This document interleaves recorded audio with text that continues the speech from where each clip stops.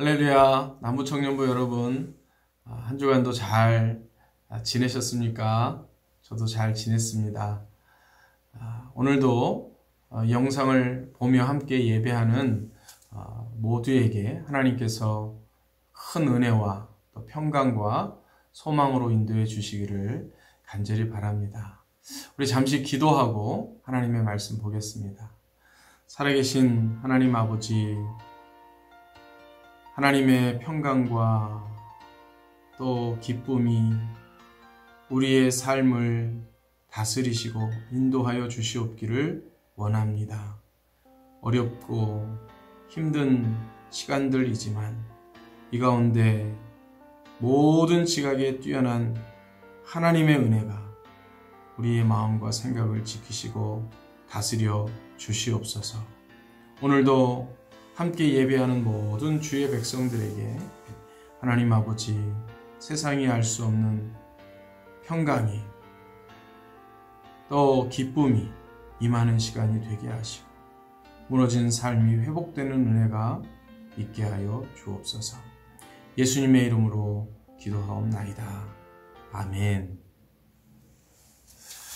하나님 말씀은 사도행전 8장 1절 말씀입니다. 사도행전 8장 1절 말씀 제가 봉독하겠습니다. 사울은 그가 죽임당함을 마땅히 여기니라. 그날에 예루살렘에 있는 교회에 큰 박해가 있어 사도 외에는 다 유대와 사마리아 모든 땅으로 흩어지니라. 아멘. 오늘 이 본문을 중심으로 거룩한 새로운 일상의 회복이라는 제목으로 말씀을 나누려고 합니다.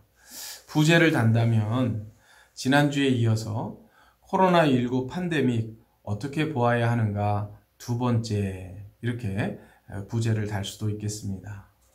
여러분, 지난주에 우리는 코로나19 팬데믹을 어떻게 보는 것이 성경적 관점인가에 대한 생각을 나누었습니다. 하나님의 죄에 대한 징계의 관점도 있고요. 또 두 번째는 하나님의 말세에 대한 경고의 의미로 우리가 또 이것을 보아야 한다라는 그런 말씀을 함께 나누었습니다.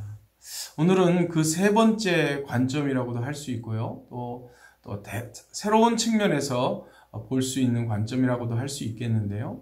그것은 바로 하나님의 은혜의 관점이다. 이렇게 말할 수 있겠습니다. 여러분, 오늘 본문에 등장하는 아주 중요한 교회가 있습니다. 그것은 바로 예루살렘 교회입니다. 이 예루살렘 교회는 여러분들 잘 알다시피 오순절 마가의 다락방으로 추정되는 장소에 모인 120명의 제자들에게 임한 성령의 강림 사건 이후에 탄생한 교회가 바로 이 초대 예루살렘 교회입니다. 이 예루살렘 교회는 엄청난 양적 부흥을 경험했습니다. 내부적으로 참 아름다운 헌신과 봉사와 섬김을 통해서 교회가 아름답게 세워져 갔고, 특별히 사도들의 가르침을 따라서 그들이 말씀에 세워져 있었고, 또 서로 교제하고, 또 주변에 사회적으로도 많은 사람들에게 칭찬을 받는 그런 모범적인 교회였습니다. 그래서 이 역사 속에서는 초대 예루살렘 교회가 언제나 하나의 모델처럼 그렇게 여겨질 만큼 초대 예루살렘 교회는 큰 양적, 질적 부흥을 경험했던 그런 교회였습니다. 사도 베드로의 설교를 통해서 3,000명이 넘는 그런 사람들이 그리스도에게로 돌아오는 그런 놀라운 기적들도 경험했던, 그래서 이 초대 예루살렘 교회는 기적도 있고 또 말씀도 있고 또 성령의 역사도 있고 섬김도 있고 봉사가 있는 그런 모델이 되는 교회였습니다. 그런데 여러분, 그런 교회가 오늘 본문에 보면 참 놀라운 사건을 기록하고 있습니다. 오늘 8장 1절 하반절을 보면 이렇게 말합니다. 그날에 예루살렘에 있는 교회에 큰 박해가 있었다. 이렇게 말합니다. 여기서 말하는 그날이란 바로 앞에 등장하는, 실장에 등장하는 스데반 집사에 대한 박해를 이야기하는 겁니다. 이 박해로 인하여서 이 예루살렘 교회가 유대와 사마리아 모든 땅으로 흩어졌다라고 성경이 기록하고 있습니다. 여러분 한번 생각해 보십시오. 이건 참으로 충격적인 일이 아닐 수 없습니다. 사도들을 제외하고 예루살렘 교회가 다 흩어지게 되었다는 겁니다. 여러분, 이때 이 초대 예루살렘 교회 성도들은 어떤 생각을 했을까요? 얼마나 큰 충격을 받았을까요? 왜 이런 일이 우리에게 일어나는가? 도대체 우리가 무엇을 잘못했을까라는 반성도 분명히 했을 것입니다. 그러나 또 한편으로는 정말 예수님께서 우리 교회를 돌보시는가? 또 이런 회의들도 했을 것입니다. 많이 혼란스러웠을 것이고, 그리고 갈 바를 알지 못했을 겁니다. 그들이 어디로 가야 할지, 흩어졌을 때 그 핍박을 피해서 그들이 정처 없이 떠도는 그러한 일들을 경험했을 것입니다. 예루살렘 교회의 관점에서 보면 그것은 큰 어려움이었고, 그리고 큰 환란이었을 것이 분명합니다. 그런데 여러분, 오늘 이 사도행전을 가만히 살펴보면 이 예루살렘 교회가 흩어진 것이 하나님의 징계일 수도 있고 또 경고일 수도 있겠으나 그러한 관점에서 말하지 않고 이것이 하나님의 섭리였고 하나님의 은혜의 간섭이었다는 관점으로 이 사건을 기술하고 있는 것을 보게 됩니다. 여러분, 오늘 우리가 읽은 이 본문 8장 1절 이하에 보면 4절과 5절에 초대 예루살렘 교회가 흩어짐으로 인해서 어떤 일이 일어나는가 그것을 보여주고 있습니다. 4절과 5절을 제가 읽어보면 이렇습니다. 그 흩어진 사람들이 두루 다니며 복음의 말씀을 전하였다. 이렇게 말합니다. 더 놀라운 것은 빌립이 사마리아 성에 내려가서 그리스도를 백성에게 전했다. 이렇게 말하고 있습니다. 여러분, 초대 예루살렘 교회가 큰 핍박을 당해서 이 흩어진 이 사건에 대하여 사도행전은 특별히 저자인 누가잖아요. 누가는 이것이 하나님의 징계가 아니고 또 어떤 경고가 아니고 이것이 하나님의 섭리 속에서 이루어진 것이다 라고 그렇게 말씀하고 있습니다. 사도들조차도 어떻게 대처해야 할지 몰랐던 그 상황. 그러나 억지로 흩어지지 않으면 안 되는 이 급박한 상황 속에서 그들은 어려움도 당하고 그리고 고통도 경험했을 것입니다. 그러나 여러분, 사도행전의 저자는 이로 말미암아 복음이 예루살렘을 넘어 온 유대로 그리고 사마리아로 땅끝까지 이르러 이 복음이 전해지는 결정적인 계기가 되었다라고 말하고 있는 것이죠. 여러분, 당시로서는 이것은 기독교의 새로운 패러다임이 생겨나는 놀라운 결정적 변곡점이 되었습니다. 복음이 유대인에게서 이방인에게로 전해지는 시작점이 되었고요. 예루살렘이라고 하는 그 지역적 한계를 뛰어넘는 그런 결정적 계기가 되었다는 것이죠. 만약에 이 사건이 없었다면 초대 예루살렘 교회는 그 자체적으로 큰 공동체를 이루었을지는 모르겠으나 거기에서 멈추어지고 말았을 것입니다. 예수님께서 제자들을 향하여 사도행전 1장 8절에 보면 이렇게 말씀합니다. 오직 성령이 너희에게 임하시면 너희가 권능을 받고 예루살렘과 온 유대와 사마리아와 땅끝까지 이르러 내 증인이 되리라. 이것이 성령이 임한 이유요, 초대 예루살렘 교회가 세워진 목적이었습니다. 그런데 그것이 억지로 이루어지지 않으면, 억지로 흩어지지 않으면 결코 성취될 수 없는 사명이었을 겁니다. 복음이 예루살렘에서 시작해서 온 유대로 전파되고 사마리아로 전해지고 사마리아를 넘어 땅끝까지 이 복음이 전해지는 것.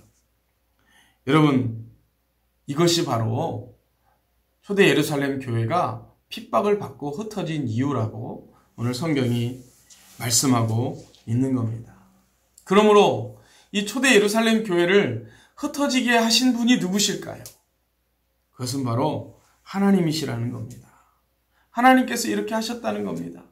그렇게 하지 않으면 자발적으로는 이루어질 수 없는 일이었기에 복음이 지역의 한계를 뛰어넘고 인종의 한계를 뛰어넘는 그 역사는 이루어질 수 없기에 하나님께서 이 일을 직접 행하셨다고 말하고 있는 겁니다.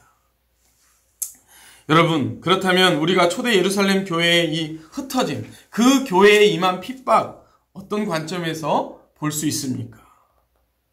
그것은 바로 하나님의 은혜의 간섭이라고 하는 관점에서 볼 수 있다는 것입니다. 이러한 하나님의 주권적인 은혜의 역사가 개입하여 초대 기독교의 패러다임이 전환되는 이런 놀라운 일들이 일어났다는 것입니다. 여러분, 이 초대 예루살렘 교회의 이와 같은 사건은 오늘 이와 같은 이 패러다임의 전환, 그것을 직접 간섭하신 이 하나님의 간섭을 우리가 오늘 우리 시대에 한번 적용해 보십시다. 여러분, 오늘 우리 시대에 일어나고 있는 사건을 한번 생각해 보십시다. 갑자기 닥친 이 코로나19 팬데믹 사건으로 인해서 우리의 일상이 중지되었습니다. 개인적으로는 외출을 자제하게 되고 오락과 레저를 중단하였습니다. 여행이 금지되어서 비행기를 타고 해외로 나가는 일이 중지되었습니다. 사람들이 많이 모이는 다중 이용시설들이 폐쇄되었습니다. 여러분, 그래서 경제적으로도 고통을 당하고 또 일자리를 잃고 또 사람들을 만나지 못하는 이런 어려움도 겪고 있습니다. 그런데 여러분, 이것이 과연 고통으로 끝나는 것일까요? 여러분, 좀 더 넓은 시각으로 한번 보십시다. 우리가 해변에 가지도 못하고 또 공장을 중지해야 되고 또 비행기를 띄우지 못하고 이런 여러 가지 사건들을 이 코로나19 사태를 겪으면서 우리가 경험하게 되었는데요. 참 아이러니하게도 말입니다, 여러분. 어떤 일이 벌어졌냐면 인간이 억지로 활동을 절제하고 중지하고 있는 동안에, 그것도 이렇게 긴 시간이 아닙니다. 사실 2, 3개월이죠. 그러는 동안에 자연 생태계와 대기 환경이 오히려 좋아졌다는 겁니다. 해변에는 사라졌던 거북이들이 돌아오고요. 알을 낳는 일이 벌어졌고요. 또 안 보이던 야생 동물들이 이렇게 숲으로 돌아오고 또 자연이 회복되는 그런 일들이 생겨났다는 것이죠. 사람들이 가지 않으니까 야생 동물들이 돌아오더라는 겁니다. 사람들이 멈추니까 자연이 다시 생명을 싹 틔우더라는 겁니다. 여러분, 그러고 보면 인간의 관점에서, 다시 말하면 인간의 어떤 자유로운 활동과 우리 안에 있는 이 욕망의 끝없는 이 만족 추구라고 하는 관점에서 보면 코로나19 팬데믹이 큰 불행이고 위기입니다. 그렇죠? 하나님의 심판이기도 하고 또 경고이기도 합니다. 그런데 여러분, 좀 전 지구적인 관점에서, 생태계적 관점에서 보면 오히려 이 코로나19 팬데믹으로 인하여서 지구가 살아나고 생태계가 복원되는 일이 일어나고 있다는 것입니다. 인간의 욕망과 욕구가 끝없이 충족되고 만족되기 위해서, 여러분, 우리가 그것을 끊임없이 추구하다 보면 우리가 살고 있는 이 지구가 망가지게 되고 생태계가 파괴되고 말 것입니다. 그렇다면 여러분, 우리 인간도 곧 멸망하게 된다는 것이죠. 마치 브레이크가 고장난, 아니 브레이크가 없는 그런 자동차나 기관차처럼 계속 폭주하고 달리기만 한다면 여러분, 인류의 종말은 인류가 만들어내는 결과물일 수 있다는 겁니다. 아마 이런 문제의식 속에서 많은 재난 영화들도 만들어지고 또 학계에서는 이러한 담론들도 많이 일어나고 있는 것이라 생각합니다. 여러분, 우리는 그동안 이러한 문제의식에 대해서, 문제제기에 대해서 별로 귀를 기울이지 않았습니다. 별로 관심도 가지지 않았습니다. 그런데 우리가 이 코로나19 팬데믹이라고 하는 것을 경험하면서 인류가 멈출 수 있구나. 강제적으로 모든 활동이 중단될 수 있구나 라는 것을 배우게 되었습니다. 억지로 쉬는 거죠. 억지로 절제하는 겁니다. 여러분, 그렇다면 억지로 쉬게 되고 억지로 절제하게 되고 또 강제적으로 멈추게 된 이 코로나19 팬데믹, 과연 여러분 어떻게 또 볼 수 있을까요? 하나님의 주권적 은혜의 간섭이라는 관점으로도 우리는 볼 수 있다는 겁니다. 이제는 일상으로 돌아갈 수 있다는 생각을 하는 그런 시점입니다. 그런데 여러분, 우리가 돌아가야 할 일상이 이 코로나 이전의 일상 그대로라면 여러분 어떨까요? 우리는 또다시 이 코로나19와 같은 사태를 겪게 되지 않을까 하는 염려를 하게 됩니다. 어쩌면 그리 길지 않은 시간 내에 또 이와 같은 일이 반복되지 않을까 하는 그런 생각이 들고요. 나아가서는 이 코로나19보다도 더 강력한 그런 바이러스의 공격을 만나게 될 것입니다. 그러므로 우리가 돌아가야 할 일상, 그 일상이라고 하는 것이 어떤 것이었는가에 대한 반성이 먼저 필요할 것입니다. 개인적으로, 또 사회적으로, 그리고 범세계적으로 우리의 일상에 대한 반성이 있지 않으면 우리는 동일한 문제를 또 반복적으로 만나게 될 것입니다. 우리의 식문화도 반성해야 합니다. 여행문화, 레저, 소비활동, 이런 것들에 대한 전반적인 반성이 저는 있어야 할 거라고 생각합니다. 이전의 일상이 아닌 새로운 일상을 만들지 않는다면 여러분, 우리는 또 다른 팬데믹을 경험하게 될 것입니다. 여러분, 우리의 영적인 일상은 어떨까요?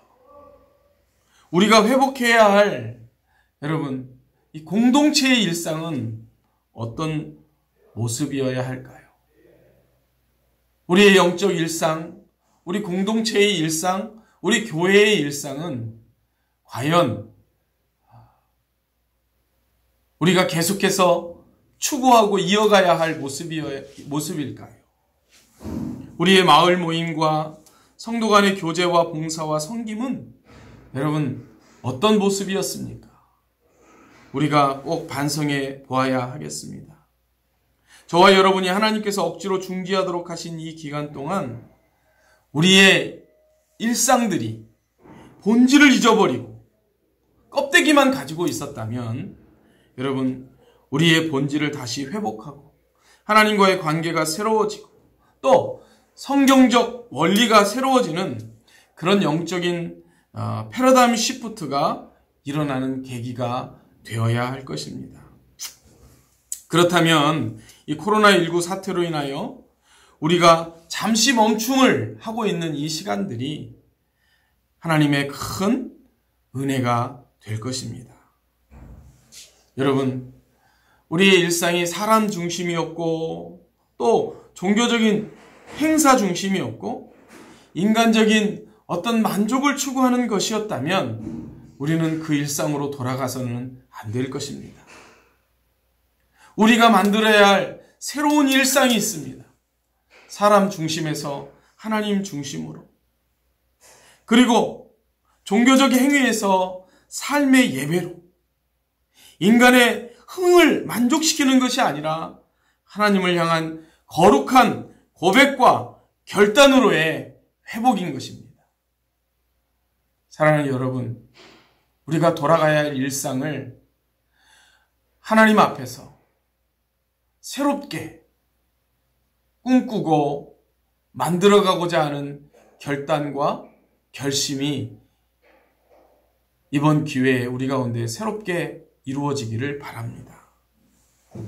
그래서 거룩한 새로운 일상이 회복되는 그런 저와 여러분의 삶이 될 수 있기를 바라고, 하나님께서 우리 모두에게 그러한 일상을 꿈꾸고 소망하며 또 결단하고 돌아가게 되는 그런 은혜의 역사가 일어나게 되기를 바랍니다.